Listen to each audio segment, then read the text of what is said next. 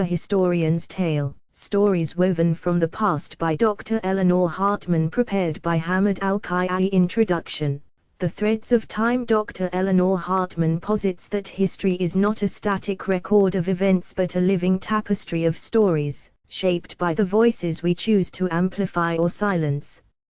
Through vivid narratives spanning millennia, she explores how historians, from ancient scribes to modern scholars, have interpreted, preserved, and weaponized the past, revealing history as both an art and a battleground of memory. Chapter 1, Oral Traditions and Mythmaking, Prehistory 500 BCE, Storytelling as Survival, Indigenous Oral Histories, for example, Aboriginal Dreamtime, Norse sagas, encoded ecological knowledge and cultural values. Epic literature, the Epic of Gilgamesh, 2100 BCE, Mesopotamia's exploration of mortality and power. The Iliad, 8th century BCE, Homer's blend of myth and memory in shaping Greek identity. Sacred histories, Hebrew Bibles, genealogies and Exodus narrative forged communal bonds during Babylonian exile. Chapter 2, Chronicles and Empires, 500 BCE 500 CE, Herodotus and Thucydides, contrasting approaches, Herodotus's global curiosities, the histories, versus Thucydides' analytical rigor, history of the Peloponnesian War. Roman propaganda, Augustus's res gesta, 14 CE, crafted imperial legitimacy, Tacitus critiqued tyranny in annals.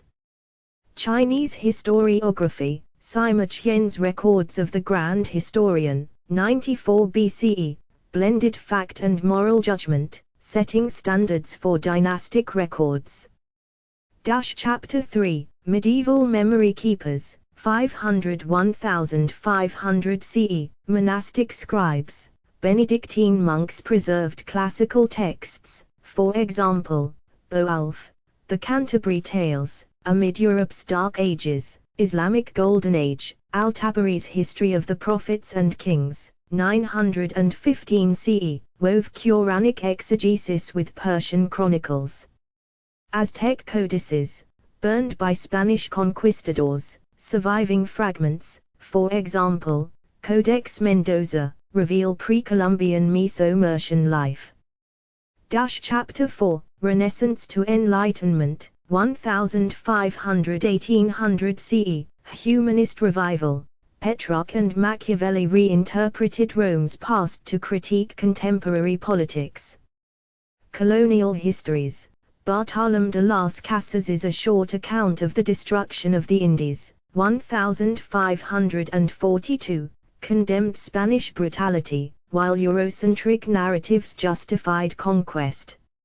Enlightenment Objectivity, Voltaire's Essay on Customs, 1756, broadened history beyond Europe. Edward Gibbon's Decline and Fall of the Roman Empire, 1776, blended irony and analysis.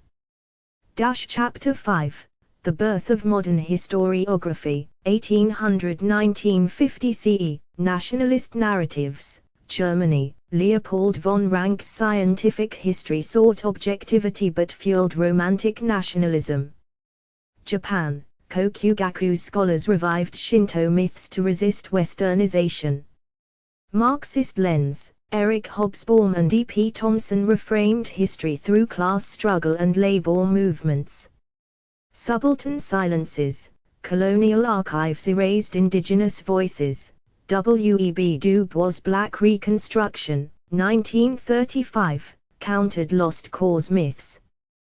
Chapter 6, Decolonizing History, 1950–2000 CE, Post-Colonial Reckoning, Frantz Fanon's The Wretched of the Earth, 1961, and Chinua Achebe's Things Fall Apart, 1958, challenged Eurocentric narratives.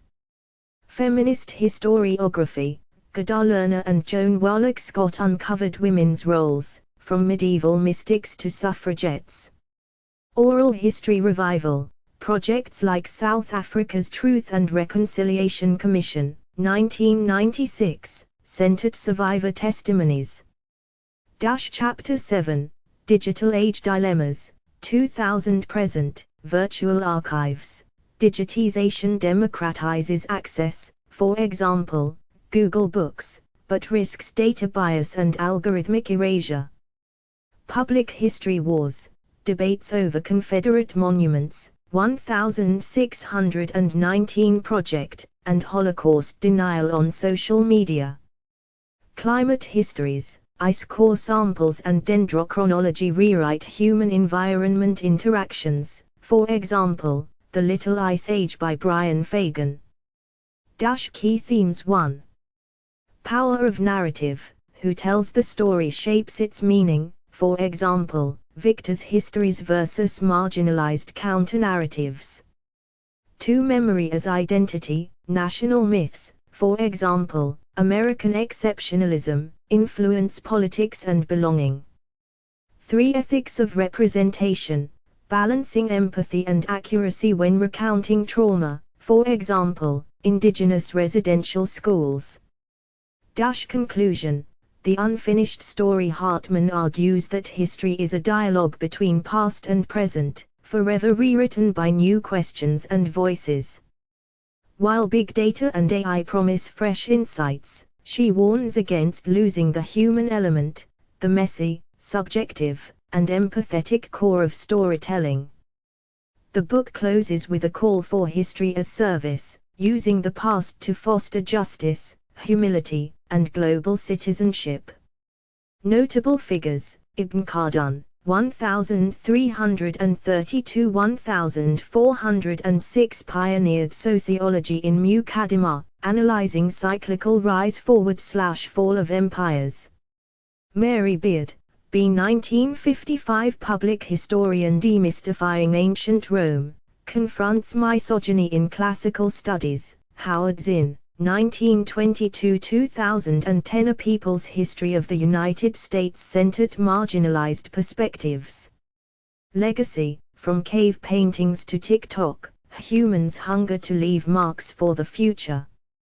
Yet every artifact, text, or tweet is a fragment, a clue awaiting reinterpretation. Author's perspective: Hartman, a hybrid scholar-storyteller, champions multivocal history. She critiques academia's elitism while celebrating grassroots archivists, podcasters, and elders who keep forgotten tales alive.